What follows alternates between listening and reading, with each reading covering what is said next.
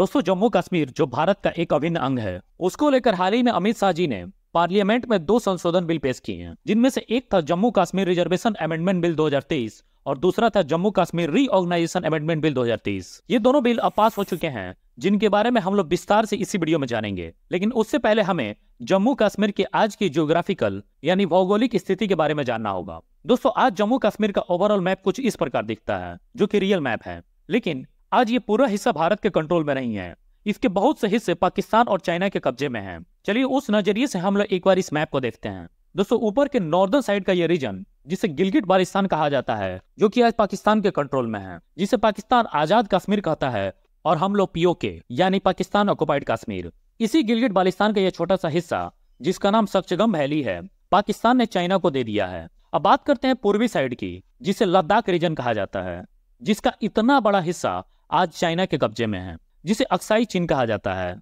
दुख की बात यह है कि हम सब पीओके की बात करते हैं, लेकिन इस अक्साई चीन की बात कोई नहीं करता है। वैसे कमेंट में आप जरूर बताइएगा कि क्या आपको नहीं लगता है कि सरकार को पीओके के साथ साथ इस अक्साई चीन को भी वापस लेने का प्रयास करना चाहिए।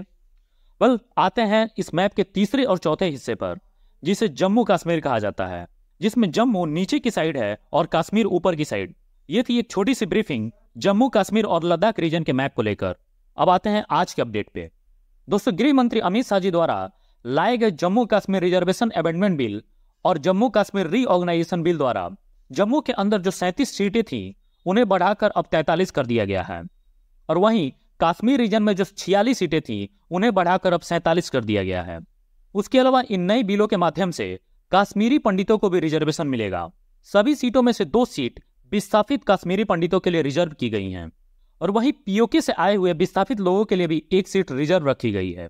दोस्तों, कश्मीरी पंडितों के लिए जो 2 सीट रिजर्व की गई हैं, उनमें से 1 सीट महिलाओं के लिए है।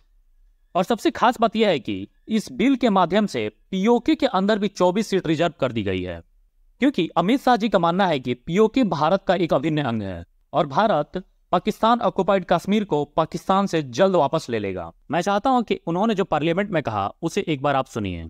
जो स्कीम बनी है उसमें जम्मू में पहले 37 सीटें थी, 37 सीटें थी।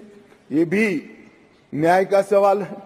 जम्मू में पहले 37 सीटें थी, अब 43 हुई है, 43 हुई है।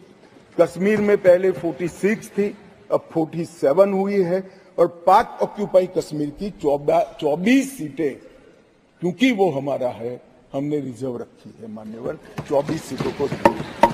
इस तरह से पहले 107 सीटें जम्मू कश्मीर विधानसभा में थी, अब 114 सीटें हुई है। दोस्तों, गृह मंत्री अमित शाह जी ने पार्लियामेंट में जो स्पीच दिया, उसमें उन्होंने एक आंकड़ा शेयर किया।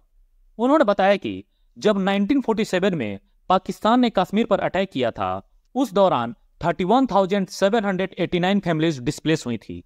मतलब उन्हें अपना घर, अपना जगह छोड़ के एक जगह से दूसरे जगह जाना पड़ गया था। और फिर उसके बाद 1965 और 1971 के वार में भी लगभग 10,065 फैमिली को डिस्प्लेस होना पड़ा था। कुल मिलाकर 41,854 फैमिलीज इन तीनों वार्स के दौरान अपनी जगह छोड़कर जा चुकी थी। इसको लेकर अमित शाह जी ने कहा है कि ये दोनों बिल उन सभी परिवारों को उनका अधिकार, उनकी पहचान वापस दिलाने में मदद करेगा। वहीं गृह मंत्री अमित शाह जी का कहना था कि पूर्व प्रधानमंत्री पंडित जवाहरलाल नेहरू के दौरान तत्कालीन सरकार ने कश्मीर को लेकर 2 बहुत बड़ी गलतियां की थी, जिसका परिणाम आज तक कश्मीर भुगत रहा है। दोस्तों, पहली गलती थी पाकिस्तान के सामने सीज फायर डिक्लेयर करना, वो भी तब जब इंडियन आर्मी जीत रही थी। अगर ऐसा नहीं हुआ होता तो आज पीओके भारत का हिस्सा होता, क्योंकि उस लड़ाई में इंडियन आर्मी जीत रही थी और अगले 3 दिन के अंदर अंदर इंडियन आर्मी पूरा पीओके वापस ले लेती। लेकिन सीज फायर होने के बाद यह वार रुक गया और पीओके आज तक पाकिस्तान के हाथ में है। वहीं दूसरी बड़ी गलती थी भारत पाकिस्तान के इस इंटरनल मैटर को यूएन में लेके जाना, जिस कारण आज भारत सरकार भी इसको लेकर कुछ डायरेक्टली कर नहीं पाती है। लेकिन नए संशोधन बिल के बाद जो 24 सीटें पीओके के लिए रिजर्व की गई हैं, इससे यही लगता है कि तत्कालीन सरकार पीओके को लेकर काफी सीरियस है। वैसे देखना होगा कि आने वाले टाइम में पीओके को लेकर क्या होता है और सरकार क्या करती है। लेकिन मैं एक बात जरूर कहूंगा, इस बिल के पास होने के बाद अपने एक पड़ोसी देश के माथे पर पसीना जरूर आ गया होगा। मैं किसकी बात कर रहा हूं आप अच्छे से जानते हैं। वेल, आज के लिए बस इतना ही। वीडियो पसंद आई हो तो वीडियो को लाइक और चैनल को सब्सक्राइब जरूर कीजिएगा। और इन दोनों बिल्स को लेकर अपनी राय भी कमेंट में जरूर लिखिएगा। मिलेंगे फिर नेक्स्ट वीडियो में, तब तक के लिए जय हिंद।